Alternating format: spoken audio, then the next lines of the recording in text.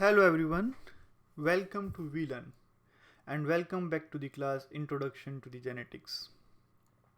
In the last class we studied about principle of inheritances and we studied principle of paired factor and the principle of dominance. Today we are basically going to study about principle of segregation.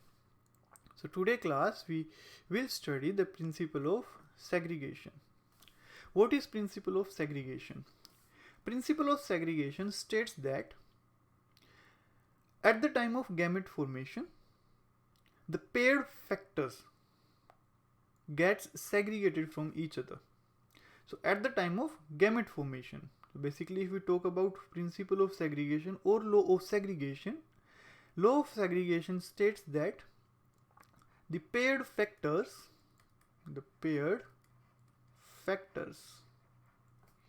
gets separated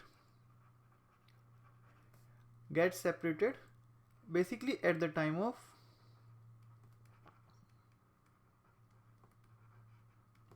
gamete formation. And this law of Mendel is basically true for all. So it is an universal law. At the time, Mendel gave the law of segregation. When Mendel gave the law of segregation, no such terms such as meiosis, mitosis, etc. were discovered. So meiosis was even not known yet. So meiosis was not even known at the time of Mendel gave this law, principle of segregation.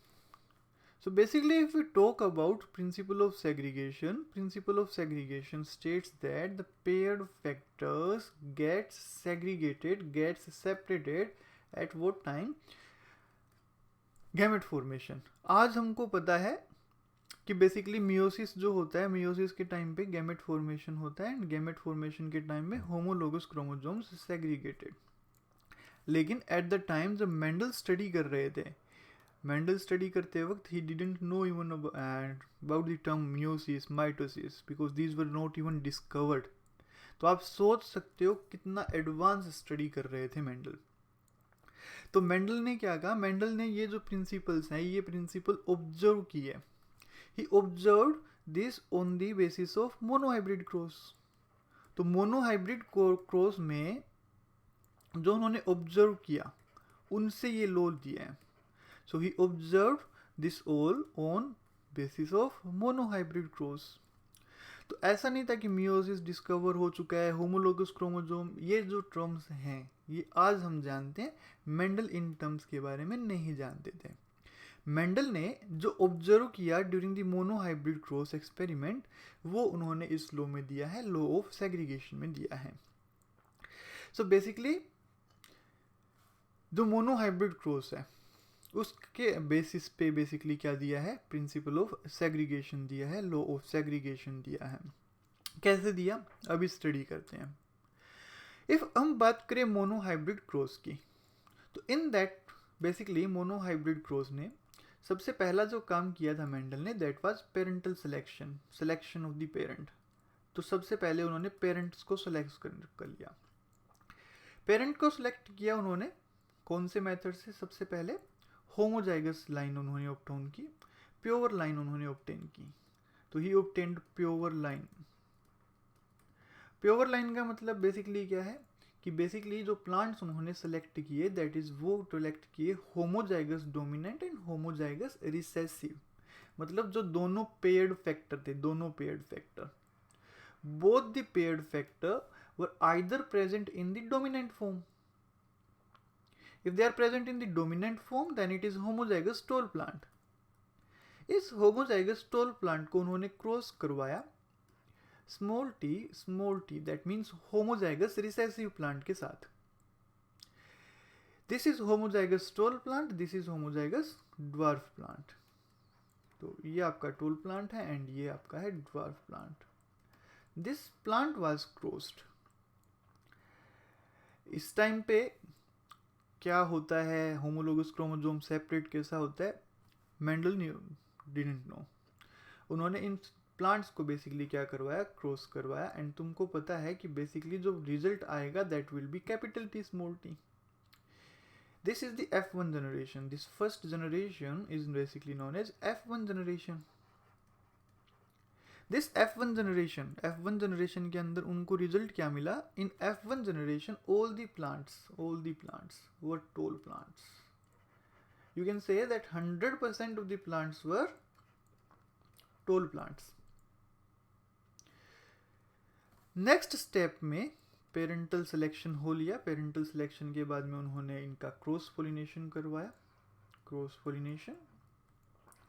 Upon cross pollination the result were he got all the plants tall plant. अब ये plant homozygous है, heterozygous है, Mendel को नहीं पता. Mendel को कब पता लगेगा? जब वो आगे एक्सपेरिमेंट करेगा. तो मेंडल ने क्या किया? मेंडल ने सिमिलरली ये जो F1 जनरेशन है, F1 जनरेशन के प्लांट्स को सेल्फ क्रॉस करवाया. This is called self cross. That mean जो कैपिटल टी स्मॉल टी वाला जो प्लांट है, जो हेटेरोजाइगस टॉल प्लांट्स यहाँ पे आए थे, that is capital T small T and capital T small T. उन्होंने इन प्लांट्स को क्या करवाया? क्रॉस करवाया एंड इन प्लांट्स का सेल्फ पोलिनेशन करवा दिया. Third step. सेकेंड स्टेप में क्या करवाया? Cross pollination. थर्ड स्टेप में जो F1 जनरेशन थी हमारे पास, F1 जनरेशन का क्या करवा दिया? सेल्फ पोलिनेशन करवा दिया, सेल्फ क्रॉस करवा दिया. अपॉन सेल्फ क्रॉस उनके पास में कुछ प्लांट्स आए. ये जो प्लांट्स थे इनमें कुछ प्लांट टॉल भी थे एंड कुछ प्लांट ड्वार्फ भी थे. दैट मीन्स जो ये प्लांट्स आए हैं हमारे पास, इनका जब रेशियो कैलकुलेट करके देखा टॉल इज टू ड्वार्फ का, the ratio was found to be 3:1. That means ये जो रेशियो है, this ratio is basically known as phenotypic ratio. Phenotypic ratio basically क्या है? मॉर्फोलॉजिकल कैरेक्टर्स के बेस्ड पे जो रेशियो है. मॉर्फोलॉजिकल, ऐसे कैरेक्टर्स जो आप अपीयरेंस से देख के बता सकते हैं, मॉर्फोलॉजिकल कैरेक्टर्स बोलते हैं उनको. These character are basically known as morphological characters and these morphological characters can be easily observed. तो जो मॉर्फोलॉजिकल कैरेक्टर्स थे अपने पास, मॉर्फोलॉजिकल कैरेक्टर्स का रेशियो आया 3:1. दैट मीन्स फर्स्ट जनरेशन के अंदर ये जो जनरेशन आएगी that is known as second generation, F2 generation और सेकेंड फीलियल जनरेशन. ये जो F1 जनरेशन थी हमारे पास में, इसमें कुछ जीन्स ऐसे हैं जो क्या हो रहे हैं? सेग्रीगेट हो रहे हैं. तो ये जीन्स क्यों क्या हो रहे हैं? सेग्रीगेट हो रहे हैं. तभी आपको कैसा प्लांट मिल रहा है? Dwarf plant. उन्होंने इस चीज को, जो ये चीज सेपरेट हो रही है, सेग्रीगेट हो रही है, इन्हीं को क्या बोला था? Unit factors. These are present in the unit factors form. But जब उन्होंने इसका सेल्फ क्रॉस करवाया एट दैट टाइम, ये जो यूनिट फैक्टर्स थे, paired factors, these paired factors gets segregated. तो इन्होंने जो गैमेट फॉर्म किया that was capital T and small T. And these gametes are equal in amount. If हम बात करें percentage of the capital T, that would be equal to percentage of the small t. तो 50% of the gamete would be capital T and 50% of the gamete would be small t. Similarly, in this parental plant, जो F2 generation के लिए parental plant है, ये भी क्या होगा? capital T and small t. इन्होंने इन पेयर्ड फैक्टर्स को पुनेट स्क्वायर की फॉर्म के अंदर रिप्रेजेंट करके देखा. द रेशियो जो ऑब्टेन हुआ that was same. Punnett square क्या है? Punnett square is basically the graphical representation to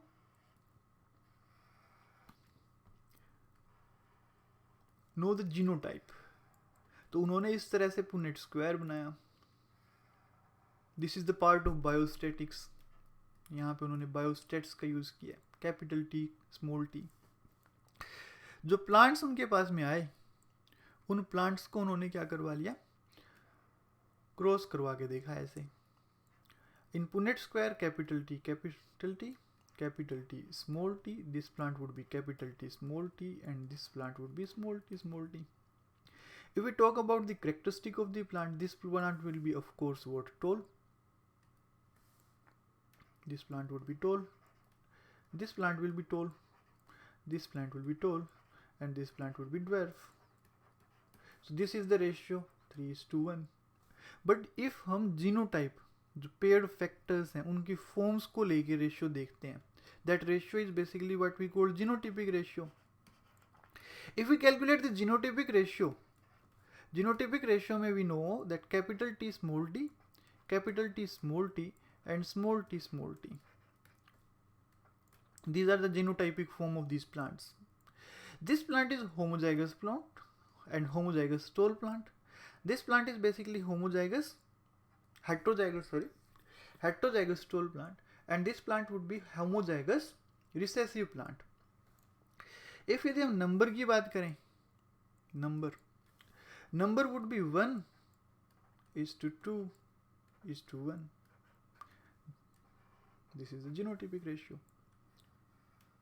So the phenotypic ratio obtained in the monohybrid cross is 3:1. ये रेशियो बहुत इंपॉर्टेंट है, बहुत एग्जामों में पूछा जाएगा आपसे.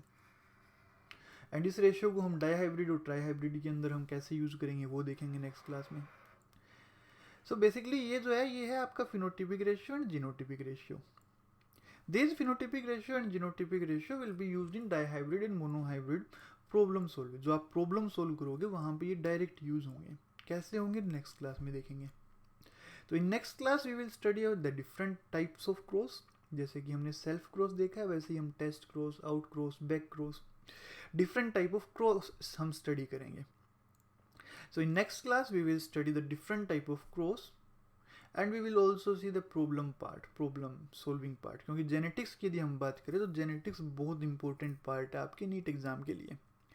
एंड जेनेटिक्स की यदि हम बात करें तो जेनेटिक्स में न्यूमेरिकल या प्रॉब्लम सॉल्विंग, यदि अच्छा पेपर बनता है तो प्रॉब्लम वाला पार्ट आएगा, न्यूमेरिकल वाला पार्ट आएगा.